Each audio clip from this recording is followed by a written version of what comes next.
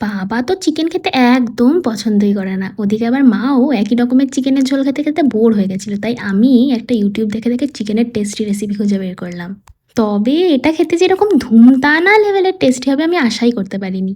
তো প্রথমে কাজু, আমন্ড, এলাচ, শুকনো লঙ্কা, জায়ফল, জয়িত্রী, কাঁচা লঙ্কা, ধনে, জিরে এগুলোকে দুধ দিয়ে পেস্ট করে নিতে হবে। এটাই হবে আমাদের ম্যারিনেট করার মেন ইনগ্রিডিয়েন্ট। এবার চিকেনটাকে নুন, হলুদ, লঙ্কার গুঁড়ো, টক দই আর এই বাটা মশলাটা দিয়ে ম্যারিনেট করে প্রায় ৪৫ মিনিট মতো ঢেকে রাখতে হবে। এরপর প্যানে সর্ষের তেলে কেটে রাখা পেঁয়াজগুলো ভেজে নিয়ে ওর মধ্যে আদা রসুনের পেস্ট আর গোলমরিচের গুঁড়ো দিয়ে একটু নেড়ে চেড়ে যেই ম্যারিনেট করা মাংসটা ছিল ওটা এর মধ্যে দিয়ে দিতে হবে। বাটা মশলাটা যেটা বানানো হয়েছিল ওটা পুরোটাই মাংসর ম্যারিনেট করার জন্য ইউজ করা হয়ে গেছিল। এবার ম্যারিনেটেড চিকেনটা ভাজা পেঁয়াজের সাথে ভালোভাবে মিশিয়ে নিয়ে ১০ মিনিট ধরে হাই ফ্লেমে মোটামুটি ভাজা ভাজা করতে হবে। তারপর কাসুরি মেথি ছড়িয়ে আর জল দিয়ে চিকেনটা সেদ্ধ হওয়া পর্যন্ত রান্না করতে হবে। আর এই পর্যায়ে টেস্ট করে যদি নুন লাগবে মনে হয় তাহলে নুনটা দিয়ে দিতে হবে। মাংসটা সেদ্ধ হতে মোটামুটি ৫ মিনিট মতো সময় লেগেছিল। আর এরপর লাস্টে ধনেপাতা উপর থেকে ছড়িয়ে নিলেই রান্না রেডি।